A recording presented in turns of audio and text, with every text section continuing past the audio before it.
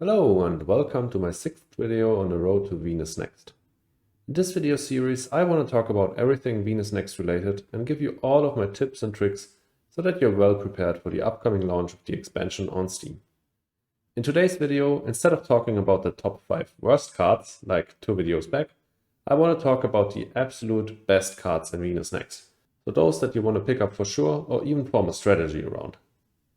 When I worked through all of the Venus Next cards, 10 stood out to me, and it was actually kinda hard to get this list down to 5.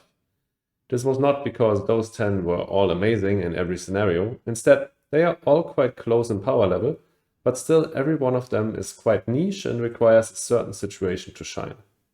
Also, please keep in mind this list is not sorted. I really could not decide between these cards which one is the best. But let's get started. The first card I want to talk about is the one with the highest potential, but also by far the hardest to get down. Venusian Animals. This card can score upwards of 5 points if you find some science text that you can delay until the last gen. Trans-Neptune Probe, Lagrange Observatory, or breathing filters are good examples. Theoretically, there's no problem with keeping these cards on hand until you play Venusian Animals and then get them down afterwards to score a lot of points. I say theoretically because if you have some of these cards on hand, you are hoping to draw a payoff or combo piece like AI Central, AGT or Mars U, and then getting these down early is definitely worth more than keeping them on hand to play after you get Venusian Animals down. The second reason for why Venusian Animals is not the most broken card in the game is more obvious. There's no guarantee that you can even get it down.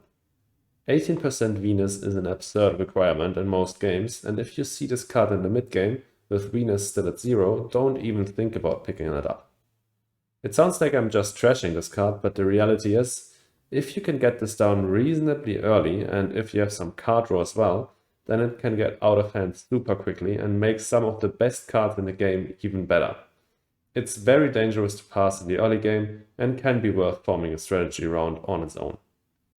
The second card in my top 5 is one of the only strong and easy to play last game point cards in Venus Next. Atalanta Planitia Lab.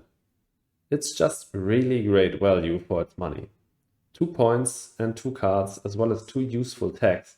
It's just amazing value for 10 MC. It's as easy as that.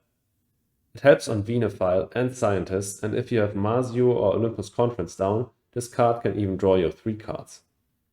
Sure, it requires 3 science tags, but since it only scores points and draws cards, it's not the end of the world if you play it really late.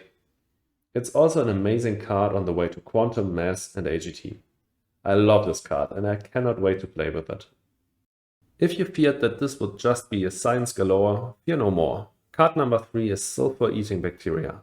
This card is like Psychrophiles, but on crack. Sure, it's a little bit more expensive, has a requirement, and you need to use an action to get the money, but in return it works on every card, not just plant tags, and it gets you more money.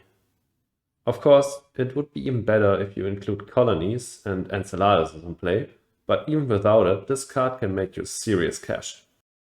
If you find cards that let you place microbes on other cards, like the new Extremophiles, it can get out of hand quickly, and it's a stall action, which is also really valuable. I love this card. Let's talk about another 1-point animal, Stratospheric Birds. Why is this card so great? Well, it's the earliest 1-point animal you can get down. 6 Venus steps are all that it requires, and in contrast to Livestock, which comes down reasonably early as well, it doesn't hurt your super valuable plant prot. Sure, it can suck to lose a floater, and sometimes you just don't find a good floater card at all, but most of the time it's rather trivial to get this down. If you can combo this with Maxwell Base, which by the way is a card that just narrowly didn't make it into this list, then you're scoring 2 points per gen passively. That's insane.